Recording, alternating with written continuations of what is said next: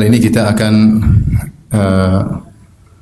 murajaah bersama atau muhasabah bersama, evaluasi bersama tentang amal yang kita lakukan selama ini agar bisa kita lebih perbaiki dan lebih berkualitas untuk bisa optimal di akhir sisa umur yang Allah berikan kepada kita. Yang menjadi problem dan masalah besar, kita tidak tahu berapa sisa umur kita, dan ini adalah perkara gaib yang disimpan oleh Allah Subhanahu wa taala. Allah Subhanahu wa taala berfirman, "Fama tadri nafsun madza taksibu ghadan wa ma tadri nafsun bi ayyi ardin tamut." Sungguhnya tidak satu jiwa pun yang tahu apa yang dia lakukan besok, dan tidak ada satu jiwa pun yang tahu di mana dia akan meninggal dunia. Dan kita tahu bahwasanya betapa sering kematian datang dengan tiba-tiba. Terkadang dengan tanda-tanda dan terkadang atau sering terjadi dengan tiba-tiba tanpa diduga sama sekali. Dan di antara tanda-tanda hari kiamat adalah banyaknya maut al-mufaji, yaitu atau mautul faja'ah, yaitu kematian yang tiba-tiba. Seorang yang terlihat sehat, bugar, ya, tiba-tiba meninggal dunia. Seorang yang masih terlihat muda, energik, tiba-tiba meninggal dunia. Kemarin baru saja dia diangkat menjadi pejabat, tahu-tahu dia meninggal dunia. Seorang keluar dari rumahnya, tidak terbetik dalam benaknya 1% pun dia akan meninggal. Bahkan tidak terbetik dalam benaknya 1% pun dia akan celaka. Ternyata dia meninggal pada hari tersebut. Dan ini adalah salah satu yang banyak terjadi di akhir zaman. Karena kita tidak tahu umur kita sampai kapan, maka seharusnya mulai saat ini, baik saya sang pembicara maupun para hadirin hadirat, untuk berusaha mengoptimalkan sisa umur untuk bisa beramal soleh yang terbaik. Karena begitu kita meninggalkan dunia ini, kita akan masuk dalam alam yang lain, alam barzah, kemudian alam akhirat, dan itu semua adalah darul jaza, yaitu negeri pembalasan, ya, negeri pembalasan. Sekarang darul amal, ya. Tapi setelah kita meninggal dunia, kita akan berpindah pada darul jaza, yaitu hari di mana dibalas semua orang atas amalan yang dia lakukan. Dan balasan tersebut sudah dimulai mukaddimahnya dalam alam barzakh. Kemudian sempurna pembalasan tersebut ketika hari kiamat kelak. Kita di dunia, kita bisa melihat bagaimana kondisi kita secara ekonomi. Kita bisa mengukur bahwasanya ekonomi kita lebih baik atau lebih buruk daripada si fulan.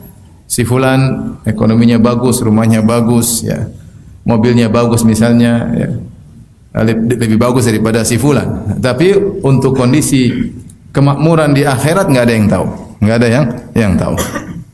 Sekarang kita bisa mengukur, tapi bagaimana nasib kita di akhirat nggak ada yang tahu. Bisa saja mata kita melihat seorang yang kita rendahkan secara kemakmuran ekonominya, atau dia adalah pegawai kita, atau dia anak buah kita, atau dia pembantu kita, ternyata ketika berpindah pada alam berikutnya, ternyata dia jauh lebih tinggi daripada majikannya. Mungkin terjadi atau tidak? Sangat mungkin, sangat mungkin.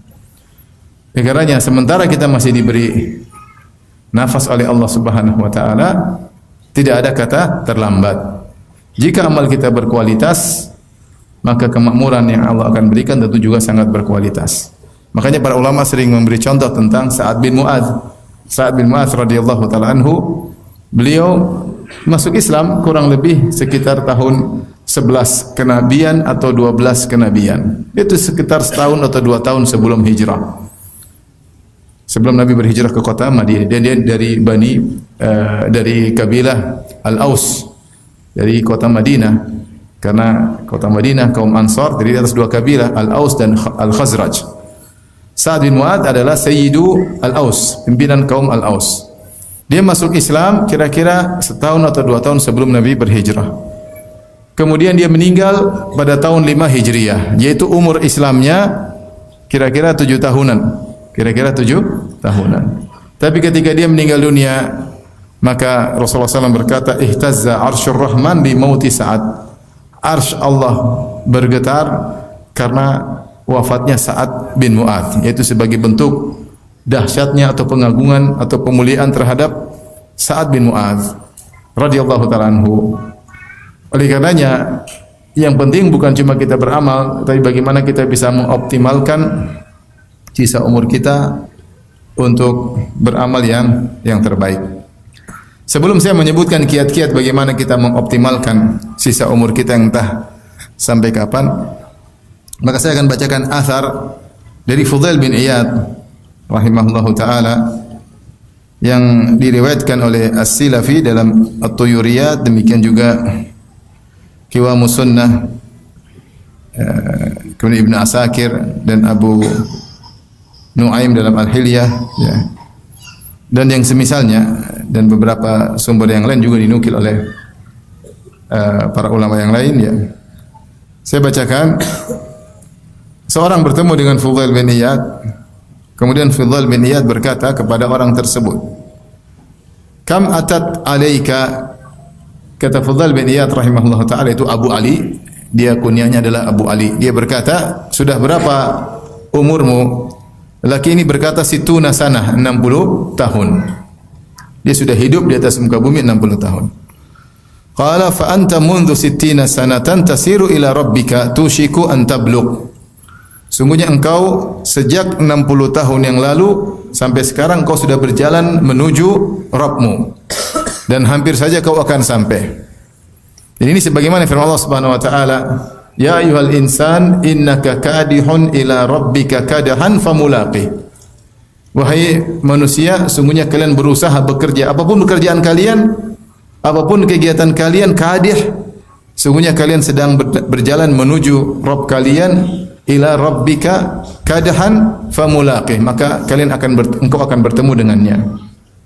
Jadi setiap kita sedang berjalan dalam satu rel menuju Allah, dan tidak seorang pun dari kita yang keluar dari rel tersebut. Menuju Allah maksudnya meninggal dunia. Hari pertemuan dengan Rabbul Alamin. Maka kata Fudail bin Iyad, engkau kalau begitu sudah sejak 60 tahun berjalan menuju Rabbmu dan hampir-hampir kau sampai. Benar, namanya orang sudah 60 ya. Sebentar lagi sampai. Umat Muhammad antara 60 sampai 70 tahun. Wa aqalluhum man yajuzu dzalik, hanya sedikit yang melewati 70 tahun. Biasanya 60 sampai 70 tahun. Berarti sebentar lagi sampai. Maka orang ini ketika dikatakan oleh Fudail bin Iyad rahimahullah, maka dia berkata, "Ya Aba Ali, wahai Abu Ali," ya kunyahnya Fudail, "wahai Fudail, inna lillahi wa inna ilaihi raji'un." Inna lillahi wa inna ilaihi raji'un. Yaitu ketika dikatakan sebentar lagi sampai, dia mengatakan inna lillahi wa inna ilaihi raji'un. Maka Fudail berkata, "Ta'lamu ma taqul?" Tahukah engkau apa arti ucapan yang kau ucapkan, inna lillahi wa inna ilaihi raji'un? Maka sang laki berkata, "Qultu inna lillahi wa inna ilaihi raji'un." Yaitu kita ini milik Allah secara zahir. Ayat dalam surat Al-Baqarah, kita ini milik Allah dan kita kembali menuju kepada Allah. Maka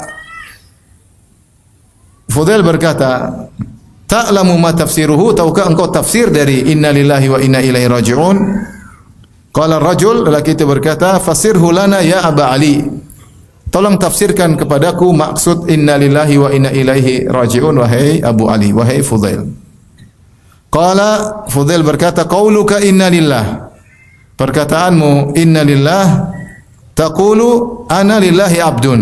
Inna lillah yaitu kami ini milik Allah, maksudnya engkau berkata aku adalah hamba Allah. Aku adalah hamba Allah. Wa ana ila Allahi raji' wa inna ilaihi raji'un, maksudnya aku akan kembali kepada Allah. Aku ini hamba Allah dan aku akan kembali kepada Allah, kepada sang pemilik hamba tersebut. Faman alima annahu abdullahi wa annahu ilaihi raji' falya'lam bi annahu mauqufun. Siapa yang tahu dan sadar bahwasanya dia adalah hamba Allah dan dia akan kembali kepada Allah, maka hendaknya dia tahu dia bakal diberdirikan oleh Allah. Itu akan dihisab oleh Allah Subhanahu wa taala. Wa man alima bi annahu mauqufun, dan siapa yang sadar bahwasanya dia akan diberhentikan untuk ditanya, itu akan dihisab. Falya'lam bi annahu mas'ulun. Kalau dia akan diberhentikan oleh Allah, ketahuilah dia akan ditanya oleh Allah Subhanahu wa taala. Wa man alima annahu mas'ulun falyu'idda lis-su'ali jawaban. Dan siapa yang tahu dia bakalan dihisab oleh Allah, maka siapkanlah jawaban atas pertanyaan-pertanyaan tersebut. Yaitu 60 tahun yang telah kau selesaikan semuanya akan ditanya oleh Allah. Tidak ada satu kegiatan pun yang kau lakukan selama 60 tahun yang mungkin dipotong dengan masa belum balik ya. Maka kau akan diberhentikan dan akan ditanya oleh Allah Subhanahu wa taala atas segala kegiatan perbuatan baik buruk yang kau telah lakukan. Maka orang ini sadar bahwa ini bukan hal yang ringan. Kita akan diminta pertanggungjawaban oleh Allah Subhanahu wa taala. Faqala ar-rajulu, maka lelaki ini berkata, "Famal hilah, kalau gitu solusinya bagaimana?" Solusinya bagaimana? Umur tinggal sedikit. Umur tinggal sedikit, masa lalu entah apa yang telah saya lakukan. Ya. Terus umur tinggal sedikit. Terus apa solusinya? Maka kata Fudail bin Iyad, yasirah. Solusinya mudah. Qala ma hiya? Apa itu yang kau katakan mudah? Apa solusi mudah tersebut? Qala tuhsinu fi ma baqi. Hendaknya kau berbuat baik pada sisa umurmu. Yughfar laka ma madha wa ma baqiya. Yughfaru laka, maka akan diampuni bagi engkau apa yang telah lalu dan apa yang akan datang. Kalaulah masa lalumu 60 tahun penuh dengan catatan-catatan hitam, ya, dengan kondisi yang gelap, ya, maka berbuat baiklah di sisa umurmu. Kalau ternyata kau berbuat baik di sisa umurmu, maka akan diampuni dosa-dosamu yang telah lalu dan yang sisa umurmu. Tetapi ingat kata Fudail bin Iyad, fa innaka in asa'ta fi ma baqi ukhidta bima madha wa ma baqi. Tapi kalau ternyata di sisa umurmu kau berbuat buruk, maka kau akan disiksa atas masa lalumu dan atas masa depanmu, sisa umurmu. Kata Fudail, yang penting sisa umurmu kau sungguh-sungguh. Kalau kau sungguh-sungguh baik di sisa umurmu, maka masa lalumu yang telah kelam, yang gelap gulita, yang rusak akan diampuni oleh Allah. Dan sisa masa depanmu yang kau buat baik, kalau ada kesalahan pun akan diampuni oleh Allah. Tapi hati-hati, kalau ternyata sisa umurmu kau isi dengan keburukan, maka masa lalumu akan kau disiksa karenanya, dan masa depanmu kau juga akan disiksa karenanya. Taib, ini perkataan Fudail bin Iyad telah diriwayatkan maknanya sama dari Nabi sallallahu alaihi wasallam dari hadis Abu Dzar Al-Ghifari radhiyallahu taala anhu, diriwayatkan oleh At-Tabrani dalam Al-Mu'jam Al-Awsat. Ya. Kalau tidak salah dihasankan atau disahihkan oleh Al-Albani rahimahullahu taala. Rasulullah SAW bersabda, "Man ahsana fima baqi ghufira lahu ma madha." Siapa yang berbuat baik di sisa umurnya akan diampuni masa lalunya. Siapa yang berbuat baik di sisa umurnya akan diampuni masa lalunya. Wa man asaa fima baqi, siapa yang berbuat buruk di sisa umurnya, ukhidha bima madha wa ma baqi, maka dia akan disiksa atas masa lalunya dan sisa umurnya. Sama seperti perkataan Fudail sabda Nabi sallallahu alaihi wasallam. Kata Rasulullah sallallahu, "Man ahsana fima baqi." Siapa yang berbuat baik di sisa umurnya, ghufira lahu ma madha, maka masa lalunya yang buruk, yang kelam, yang hitam, ya, akan diampuni dosa-dosanya. Wa man asaa fi ma baqi, adapun siapa yang berbuat buruk, tetap bermaksiat, ahli maksiat pada sisa umurnya, ukhidha bima madha wa ma baqi, maka dia akan disiksa atas masa lalunya dan sisa umurnya.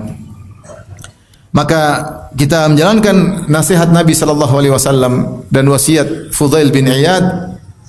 Ini solusi yang ditawarkan oleh Nabi sallallahu alaihi wasallam. Dan solusi yang dikatakan oleh Fudail yasirah, solusi yang mudah. Mudah maksudnya ditinjau dengan masa lalu kita yang kelam. Mudah. Tinggal sisa. Kata Fudail, kau umur 60. Kalaulah umurmu 63 seperti Nabi, atau umur 70, sungguh-sungguh dalam 10 tahun.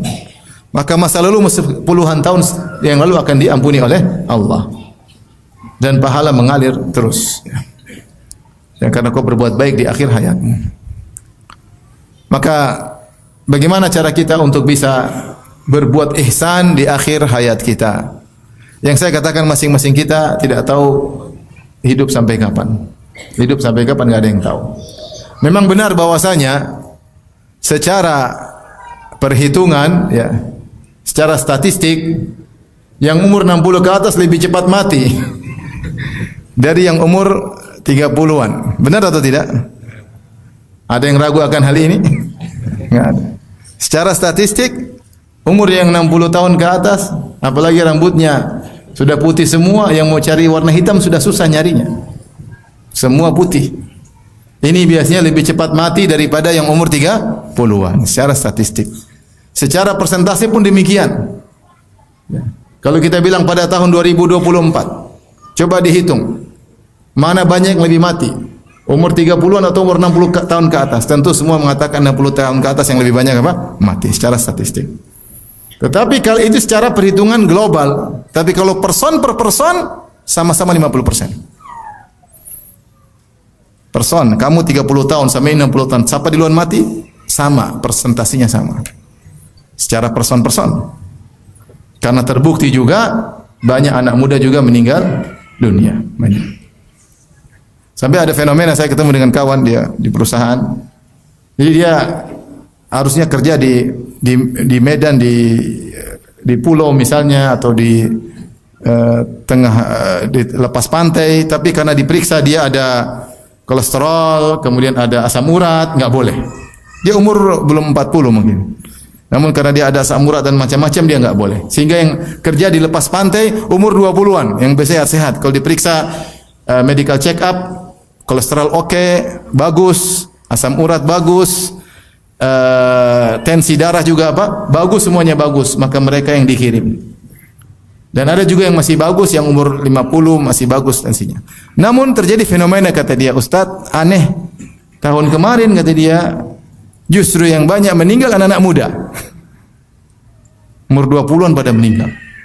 Dan ini aneh. Karena secara kesehatan mereka lebih sehat. Tapi kenapa mereka meninggal sementara yang tua-tua tidak meninggal? Jadi saya katakan secara persentase memang yang tua lebih cepat meninggal daripada yang muda. Tetapi kalau person demi person sama persenannya. Umur 20 sama umur 60 kemungkinan mati hari ini sama atau tidak? Sama. Sama-sama, tidak ada perbedaan. Yang muda mungkin ketabrak mobil mati. Yang tua mungkin sakit terus mati. Tapi sama-sama mungkin dia mati.